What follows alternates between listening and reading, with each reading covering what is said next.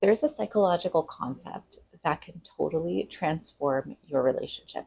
So, today I want to explain what that concept is and how you can use it to basically feel better about any relationship in your life and any person in your life. The concept is called the fundamental attribution error. And basically, what it is let's say, for example, that you are late for work. And when you arrive at your work, you feel bad about being late, but you understand the reasons why you did it. You were late because there was traffic. You were late because your kids took forever to get dressed, and then you had to drop them to school, and there was a huge lineup at the school drop off area. So everything was just kind of working against you. You didn't even have a chance to have your coffee. Like you're frazzled. You were late for all of these reasons that were beyond your control. Okay. So when you walk into work, you know that you're late, but you don't really think too much about it because you understand why you were late. Now imagine that um, your employee comes in late to work. Our brains will not say, oh, they must have had a really good reason for why they were late. Our brains will say, she's so disorganized. That's why she was late. You know, if she was just more organized and more prepared, she would have left on time. We make someone else's error be about their character flaw. There is something fundamentally wrong with them. That's why they did what they did. So when it comes to our romantic relationships, it's like if I don't empty the dishwasher on a day that I said I'm going to empty the dishwasher, I know it's because I had a million other things on the go. All of these things were taking up space in my brain and I couldn't. I just couldn't. I'll feel bad about it, but I won't think there's anything wrong with me for not emptying the dishwasher. Meanwhile, before I understood this concept, if my husband didn't empty the dishwasher when he said he was going to empty the dishwasher, I would think he's inconsiderate. He's lazy. He doesn't care about me, right? That's a big one. He did this because he doesn't care about me. He did this because he doesn't respect me. Now, we might not think that's a character flaw, but if you constantly attribute your partner's actions to being because they don't care about you, that means they're doing something wrong or you're doing something wrong. We don't take into account the circumstances, right? And this is a human instinct. So then our partner might say, honey, I'm so sorry. I didn't get a chance to empty the dishwasher because this was going on and that was going on. They have a very good reason for why. So we have two options at that point. We either believe them and say, oh, totally, I get it. That happens to me too. Or if we're hurt and feeling resentful, we say, well, you could have just made it work. And it doesn't really matter the circumstances. I'm not going to change my opinion about you. This is just now my opinion about you. I just think you're lazy, inconsiderate.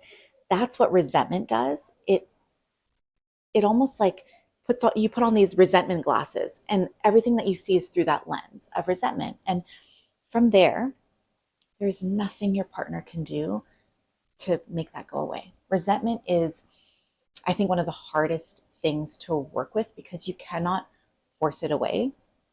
The only thing you can do is recognize maybe there was a good reason my partner had for doing what they did that caused the resentment. This is really hard to do. So once we recognize that our brain does this naturally, if something goes wrong, your brain is going to tell you it's because that person is a flawed person. There's something wrong with them, or they just don't care about you. Once you know that your brain does that, you have a chance to help override it and get yourself some freedom. So this is how I use this with my daughter.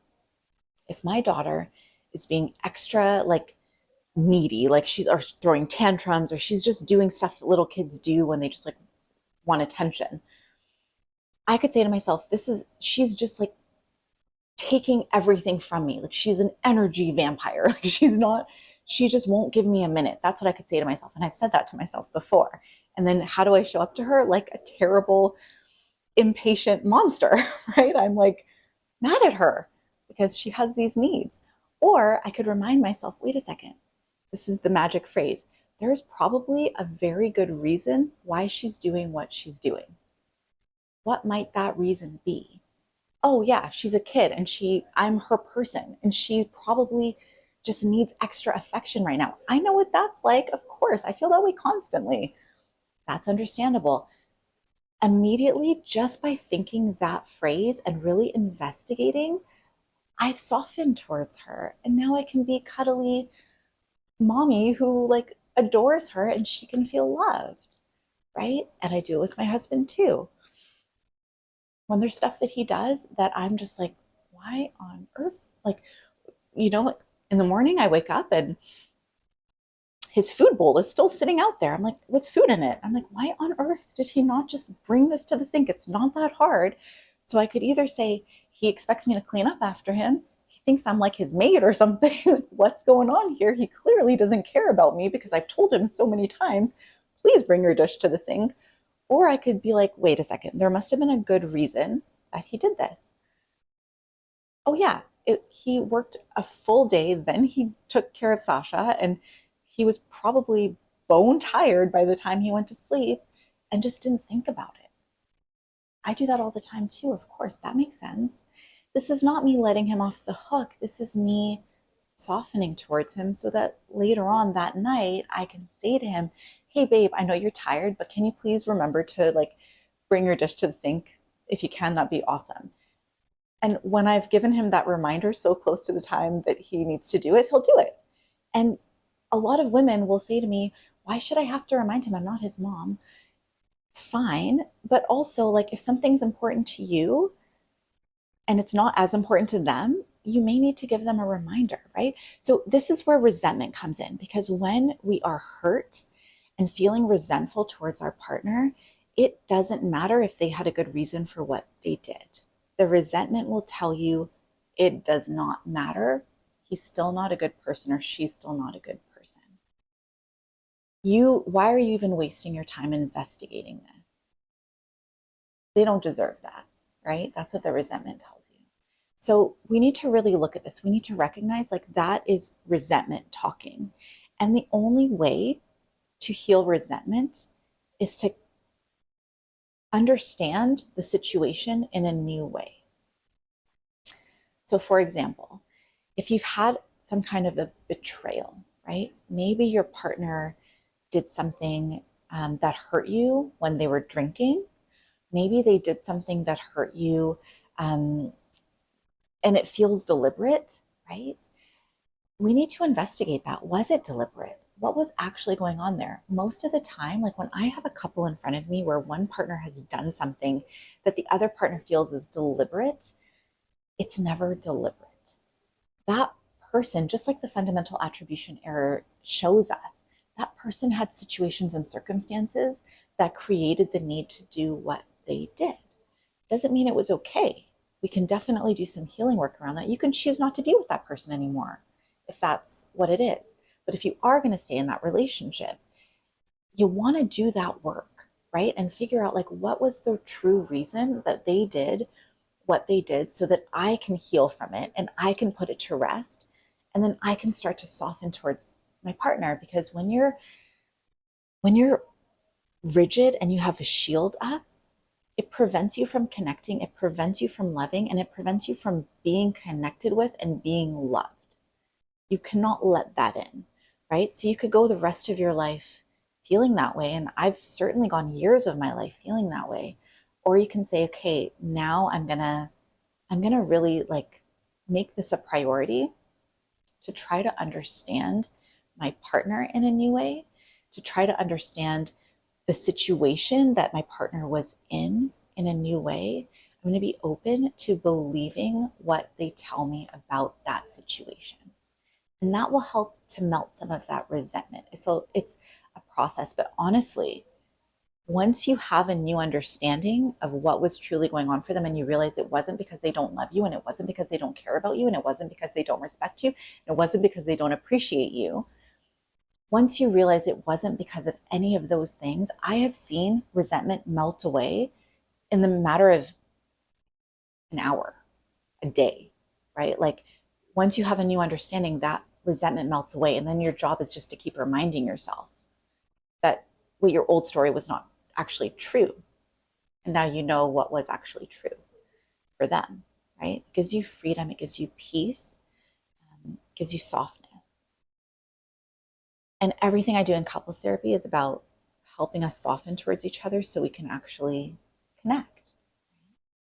So I hope that this has been helpful. The fundamental attribution error is everything. It you can also call it false cause, like that's what Alison Armstrong calls it.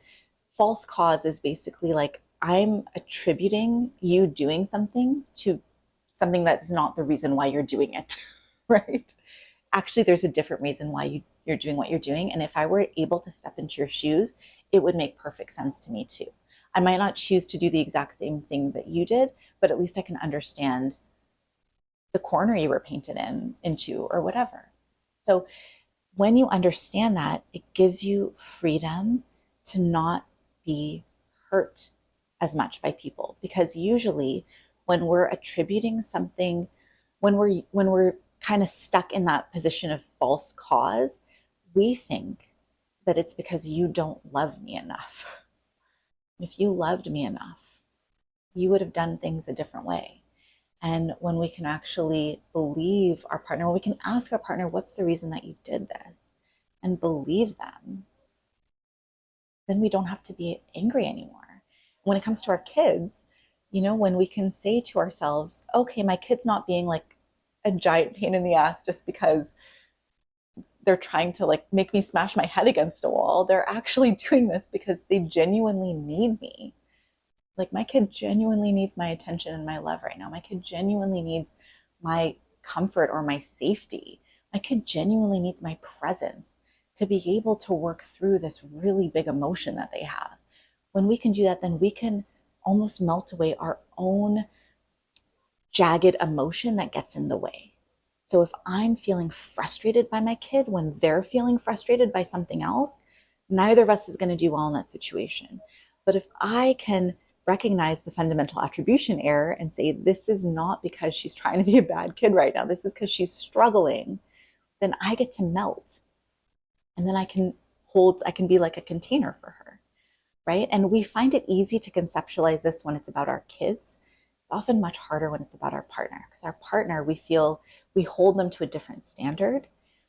And I think that standard is unrealistic a lot of the times. I think that all of us are just big kids. We all just need to be loved.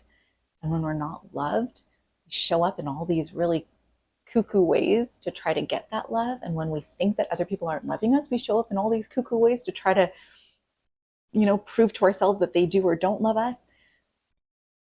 If we understand the fundamental attribution error, that all melts away and we just ask ourselves that one question. There must be a really good reason why they're doing what they're doing. What could that reason be? And we believe it. If we're asking them face to face, they give us an answer, we believe it.